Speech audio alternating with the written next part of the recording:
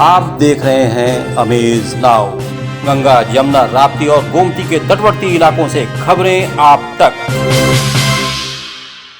नमस्कार, सत्य घटना के नए अंक के साथ मैं सोनी निगम। सबसे पहले अमेज नाउ के सभी दर्शकों को अमेज नाउ परिवार की तरफ से भाई दूज पर्व की बहुत बहुत शुभकामनाएं। शुरुआत करते हैं मुख्य घटनाओं से।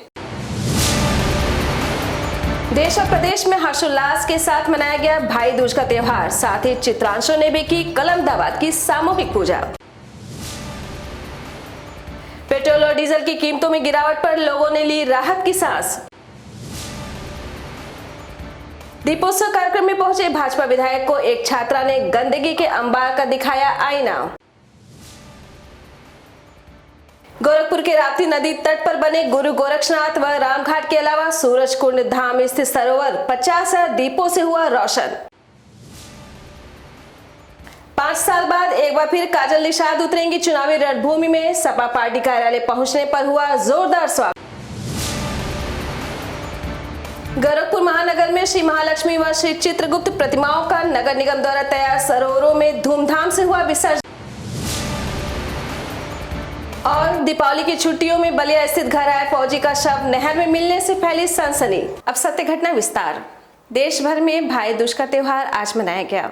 गोरखपुर में भी भाई बहन का त्योहार बड़े ही उत्साह के साथ बहनों ने बनाया। इस दिन बहनें अपने भाई को तिलक लगाती हैं और भाई बहन एक दूसरे से सुख दुख में साथ निभाने का वचन भी देते हैं। भाई दूज का ये त्योहार कई जगहों पर यम द्वितीया के नाम से भी जाना जाता है। हिंदू परंपराओं के मुताबिक देवी यमुना ने अपने भाई यमराज को कार्तिक द्वितीया को अपने घर पर खाना खिलाया था। तभी से ये दिन यम द्वितीया के नाम से भी जाना जाता है।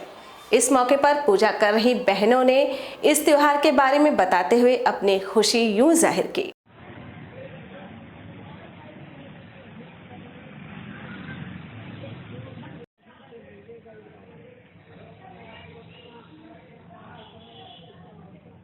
ये पूजा गोवर्धन पूजा है। ये भाई बहन का त्योहार है।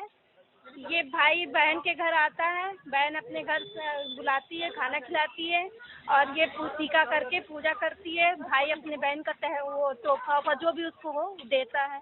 गालियाँ भी खूब देती हैं आप तो भाई को गाली देते फिर सराहते हैं, फिर उसके बाद वो करते हैं, वो लंबी उम्र के लिए प्रार्थना भी करते हैं। पूजा का प्राचीन काल से ही बहुत ज्यादा महत्व है और एक बार यम और यमी भाई बहन थे लोग, तो हुआ कि बहन के घर जाके भाई भोजन करता है तो और नहाता है तो उसको सौभाग्य की वृद्धि होती है, धन की वृद्धि होती है। कायस्थ समाज द्वारा आज पूरे देश में भगवान श्री चित्रगुप्त के साथ ही कलम दावाद की पूजा की गई।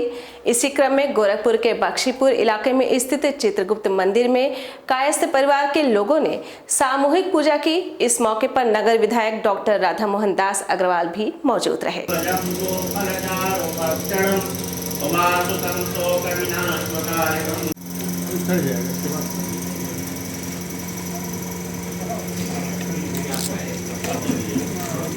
उत्तर प्रदेश सरकार द्वारा पेट्रोल और डीजल पर वैट घटाने की अधिसूचना जारी करने के बाद पेट्रोल और डीजल के दाम भले ही घट गए हों, लेकिन अभी भी लोगों को लगता है कि सरकार को इसके दाम कुछ और कम करने चाहिए। गोरखपुर में पेट्रोल लगभग 95 रुपए प्रति लीटर जबकि डीजल लगभग 87 रुपए हो गया है, जिस कारण लोगों ने थोड़ी राहत तो ली है, लेकिन साथ ही कहा कि कुछ और दाम घट जाए तो अच्छा होगा।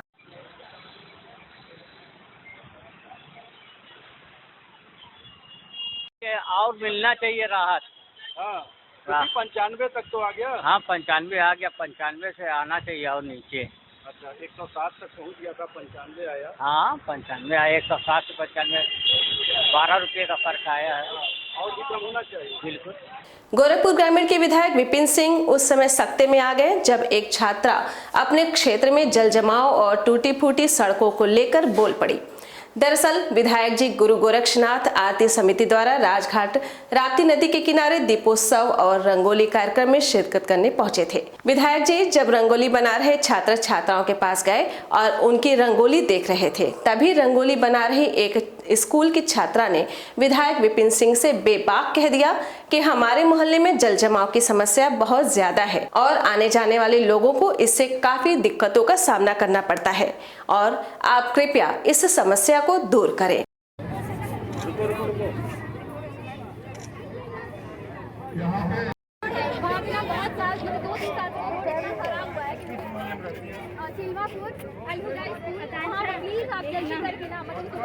बेटा इसके लिए नगर विधायक जी से आप बात करिए।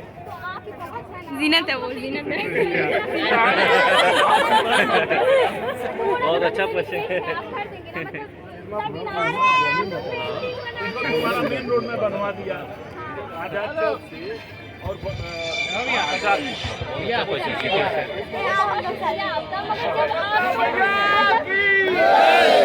हम ही लोग का बढ़ेगा ना, मतलब हम ही लोग का भारत है तो मतलब हम ही लोग का बनेगा ना। बेटा बेटा बेटा सुनो,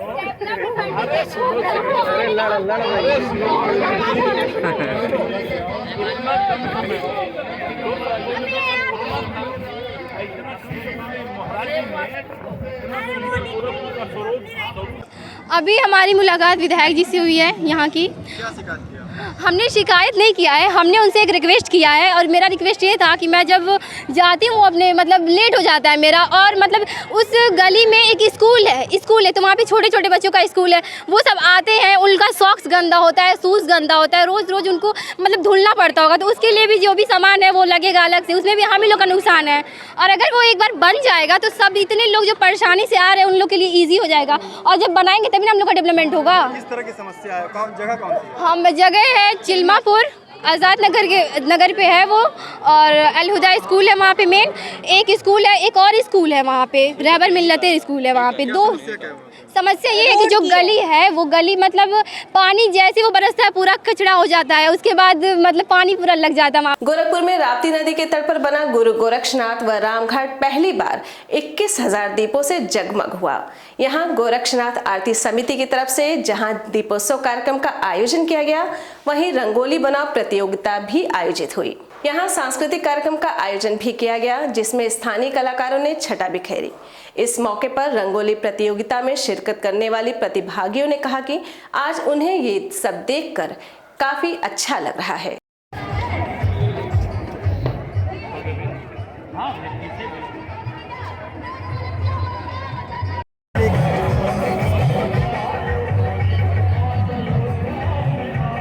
राखी सिंह, ये गुरु गोरक्षनाथ समिति की तरफ से ये प्रतियोगिता आयोजित किया गया है। ये दीपावली के दूसरे दिन पहली बार ये कार्यक्रम आयोजित किया गया है, और रंगोली का और दीप उत्सव का कार्यक्रम आयोजित किया गया है यहाँ पे तुर्कमानपुर की नवल्स एकेडमी के पीछे की। हम लोगों ने रंगोली बनाया है, दीप बनाया हुआ है, शुभ लाभ बनाया हुआ है। तकरीबन 5 साल बाद एक बार फिर फिल्म और छोटे पर्दे की अदाकारा काजल निषाद चुनाव में अपना भाग्य आजमाने आ गई हैं। आपको बता दें कि 2017 के चुनाव में कांग्रेस पार्टी की तरफ से गोरखपुर ग्रामीण क्षेत्र से चुनाव लड़ने के बाद काजल कहां चली गई पता नहीं चल सका था। इस बार नए कलेवर में उन्होंने अपनी तैयारी कर रखी है, लेकिन इस बार उन्होंने सपा का दामन थामा है और भाजपा को तगड़ी टक्कर देने को तैयार हैं। सपा पार्टी कार्यालय पर पहुंची काजल निषाद को अपने बीच पाकर कार्यकर्ता बेहद उत्साहित दिखे और लगता है कि 2022 का चुनाव भी काफी जोरदार होगा।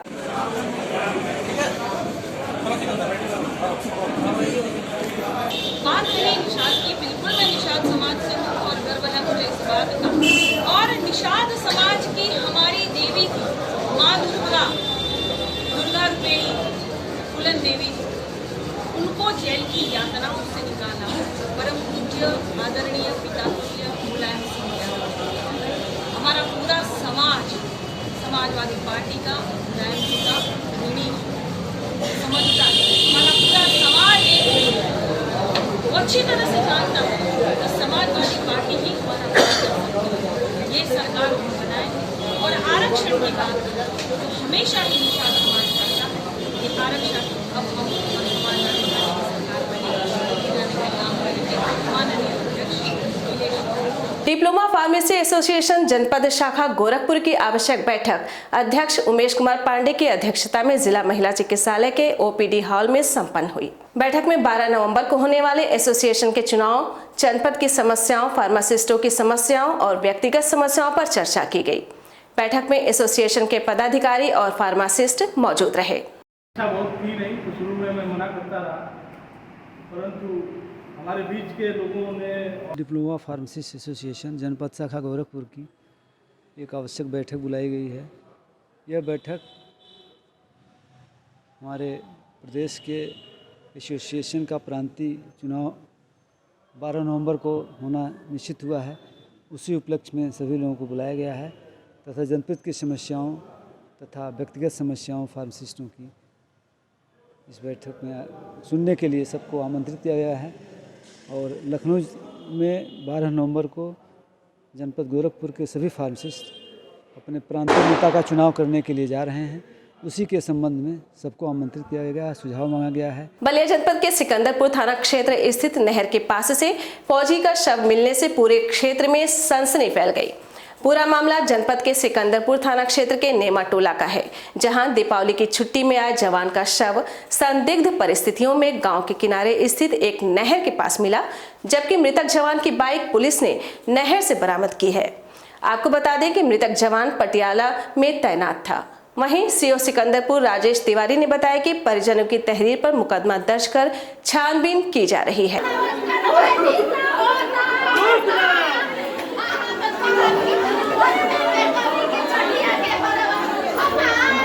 आज सुबह 10 बजे प्रभारी निरीक्षक सिकंदरपुर को सूचना मिली कि बालूपुर रोड पे एक नाले में एक व्यक्ति का शव पड़ा हुआ है, वहाँ मोटरसाइकिल भी पड़ी हुई है।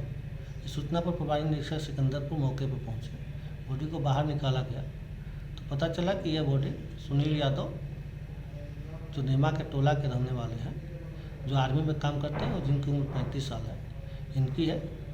आसपास के लोग तथा परिजन भी आ गए थे। बॉडी को पोस्टमार्टम के लिए भेज दिया गया है। परिजन से इस्तीफाकिया तहरीर प्राप्त हुई है, जिसके आधार पर जांच कर आवश्यक कार्रवाई की जा रही है। बलिया जनपद के रसन नगर में पंचायत में व्याप्त समस्याओं सहित अन्य मांगों को लेकर किसान फोर्स के पदाधिकारियों ने संस्थापक अखिलेश सिंह के नेतृत्व में नगर पंचायत परिसर में जमकर प्रदर्शन करते हुए धरने पर बैठ गए। प्रदर्शन कर रहे पदाधिकारियों का कहना है कि 80% आबादी गरीबी रेखा से नीचे जीवन यापन करती है। इन लोगों को सरकार द्वारा राशन तो उपलब्ध करा दिया गया है, लेकिन इन लोगों के पास रहने के लिए आवास नहीं है और न ही शौचालय है। जय जवान, जय किसान, जय जवान, जय किसान, भारत माता की जय, माता की जय।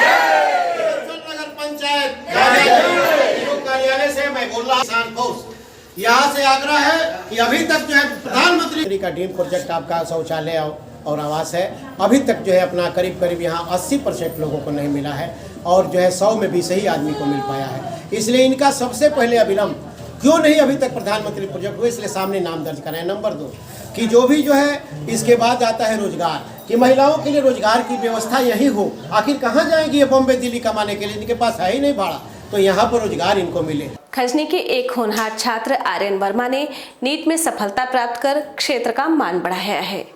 खजनी व्यापार मंडल सहित संभ्रांत लोगों ने इस होनहार को सम्मानित किया।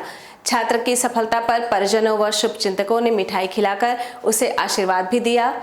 गोरखपुर जनपद के खजनी कस्बे में स्वर्णकार राजेश कुमार वर्मा के पुत्र ने खजनी का ही नहीं जनपद का भी नाम रोशन किया। विकासखंड खजनी के खुटबार निवासी आर्यन वर्मा ने नीट की परीक्षा में 98.89% अंक पाकर ऑल इंडिया में 2885वां रैंक हासिल किया और क्षेत्र का नाम रोशन किया। इस होनहार छात्र ने अपनी सफलता और कामयाबी का श्रेय अपने माता पिता को दी है। खजनी व्यापार मंडल के सभी सदस्यों द्वारा होनहार छात्र का माल्यार्पण कर मंच से सम्मानित किया गया। और बधाई देती हूँ आप दोनों को, ये ऐसे माता पिता हैं जिन्होंने अपने मम्मी पापा को श्रेय देना चाहूँगा। पिताजी मेरे राजेश वर्मा स्वर्णकार है और मम्मी हाउस वाइफ है, और उन्होंने हमेशा मोटिवेट ही करते रहे हैं कि आगे बढ़ते रहो, कोई बात नहीं, पढ़ते रहो। और मेरे जो आस पड़ोस के लोग हैं वो भी काफ़ी अच्छे हैं, उन्होंने भी हमेशा सपोर्ट किया है। और कोई ऐसा मिला नहीं कि जो पीछे करने के लिए, सब जितने मेरे भाई हैं और जितने मेरे एज के जितने भी लोग हैं सब ये कहते हैं कि मेहनत करते रहो, आगे बढ़ते रहो। कार्तिक मास के शुक्ल पक्ष की यम द्वितीया के दिन ढलने के साथ ही मां लक्ष्मी के स्थापित प्रतिमाओं का विसर्जन कार्यक्रम शुरू हुआ। विसर्जन की तैयारी नगर निगम के आला अधिकारियों के अथक परिश्रम से राप्ती नदी के किनारे ही 2 अलग अलग सरोवरों का वैकल्पिक निर्माण कराया गया, जिसमें ही पंडालों के आयोजकों को प्रतिमाओं के विसर्जन के निर्देश दिए गए थे। ये सारी व्यवस्था सिर्फ राप्ती नदी को प्रदूषित होने से बचाने के लिए किया गया था। विसर्जन के दौरान जहां पुलिसकर्मी सजग नजर आए, वहीं एनडीआरएफ के जवान भी किसी मुसीबत से निपटने के लिए मुस्तैद दिखे।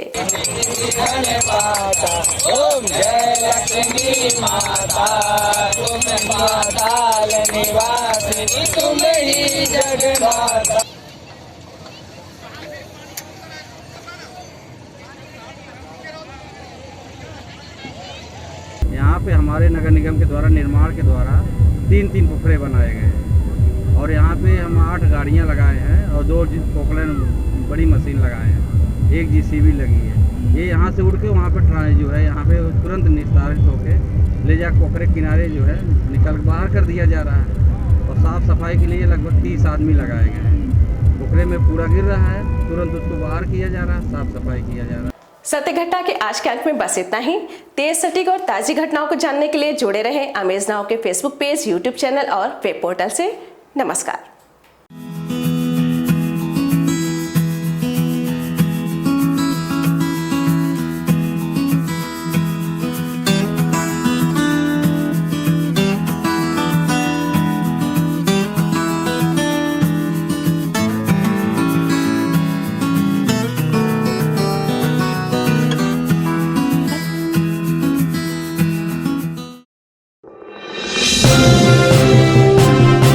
आप देख रहे हैं अमेज नाउ।